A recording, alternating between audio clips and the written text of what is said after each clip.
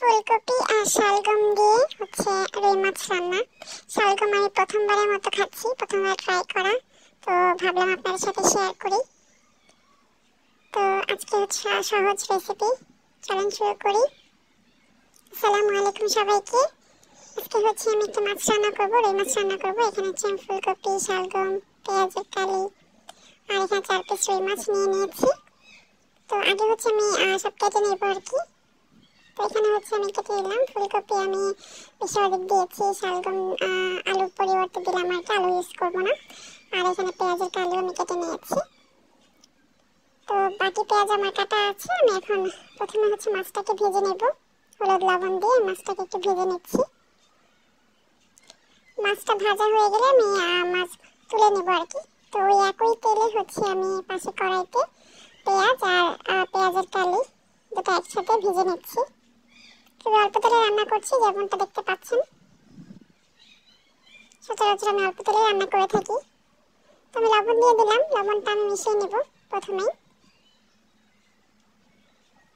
পেঁয়াজটা একটু ভাজা ভাজা হয়ে গেলে হচ্ছে এর মধ্যে হচ্ছে আমি বাটা মশলাগুলো দিয়ে দেব। আদা, রসুন, জিরা অল্প পরিমাণে দিচ্ছি, যেহেতু অল্প তরকারি হবে, মশলাটাও কম খাই আমি। তো মশলাটা ভালো করে মিশিয়ে নিচ্ছি। মিশিয়ে নেওয়া হয়ে গেলে আমি এতে পানি অ্যাড করব সামান্য পরিমাণে।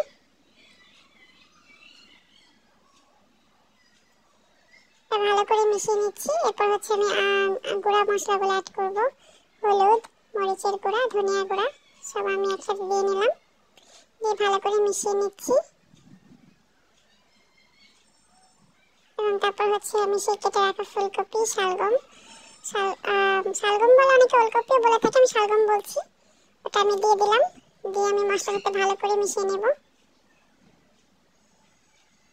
এটা আমি মিশিয়ে নিয়েছি। এবার আমি ঢাকনা দিয়ে এটাকে একটু কষিয়ে নেব।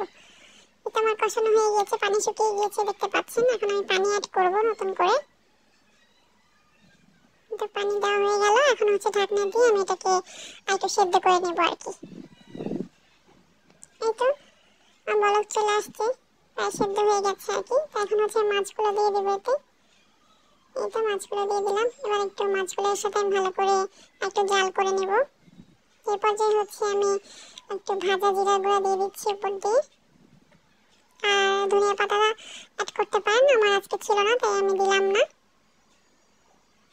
তো আমি আরেকটু ঝোল কমাবো, এতটা রাখবো না, একটু কমে গেলে আমার রান্না অলমোস্ট শেষ। এই তো কমে গিয়েছে। এখন হচ্ছে আমি চুলাটা বন্ধ করে দেব। আর কেমন লাগলো জানাবেন। খেতে কিন্তু ভালোই লেগেছে। আমি প্রথমবারের মতো খেয়েছি শালগম, কিন্তু খারাপ লাগে না, ভালোই লাগে। আপনারা ট্রাই করে দেখতে পারেন যারা কখনো খাননি।